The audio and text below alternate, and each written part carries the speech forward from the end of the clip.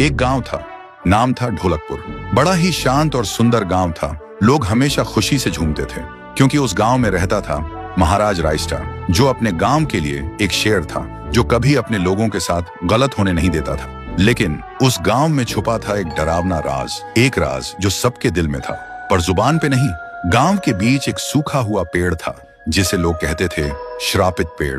ना कोई उसके पास जाता, ना कोई उससे आंख मिलाता। हर पूर्णिमा के अगले दिन उस पेड़ के नीचे एक लाश मिलती थी।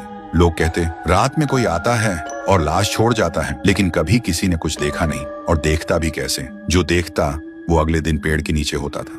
एक दिन रायस्टार ने ठान लिया, बस अब और नहीं, इस राज का अंत मैं ही करूंगा, क्योंकि ढोलकपुर का नाम मिट्टी में मिल रहा था। फिर एक पूर्णिमा की रात रायस्टार चुपके से जाकर पेड़ के पास बैठ गया। रात के 2 बजे एक आवाज आई, थुंग थुंग थुंग थुंग थुंग थुंग थुंग थुंग थुंग सहूर। और फिर वो पेड़ भूत में बदल गया। वो भूत कुछ अजीब सा था, एक भयानक शैतानी हंसी वाला चेहरा, आंखें बड़ी बड़ी। वो पेड़ चल के एक घर के गेट को जोर जोर से खटखटाने लगता है। तभी एक आदमी डर के मारे आवाज सुन के बाहर निकलता है। वो भूत अपने लकड़ी जैसे हाथ से एक ऐसा थप्पड़ मारता कि उसकी सांस वहीं थम जाती है और उसी जगह उस लाश को ले जाता है और वापस फिर से पेड़ बन जाता था। देखते ही रायस्टार का दिल कांप जाता है, पर वो कुछ बोलता नहीं। सुबह लोग भीड़ में जमा हुए और रायस्टार ने पहली बार उस पेड़ से बात करने की कोशिश की। पेड़ के अंदर से एक आवाज निकली, क्या तुम सब भूल गए मुझे? रायस्टार बोलता है, तू कौन है?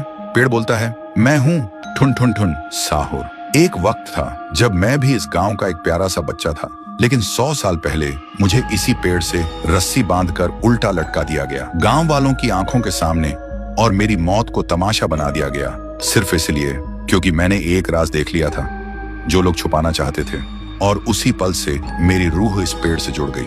उस दिन से मैं इंसान नहीं, एक सज्जा बन गया, और हर पूर्णिमा में एक राजदार को चुनता हूँ और फिर उसे उसकी खामोशी का हिसाब देता हूँ। रायस्टार बोलता है, लेकिन अब तो वो लोग मर चुके हैं ना जो तेरा कसूरवार थे। अब तू मासूम लोगों को क्यों मार रहा है? पेड़ कुछ देर चुप रहता है, फिर बोलता है, ठीक है, बस एक बार मुझे याद करो, एक दिया जला दो, फिर मैं कभी किसी को नहीं मारूंगा। फिर रात में सब लोग आते हैं, एक एक दिया जलाते हैं, और तभी पेड़ अपने आप से आग पकड़ लेता है और आखिर में मुक्ति मिलती ठुन ठुन ठुन साहुर को।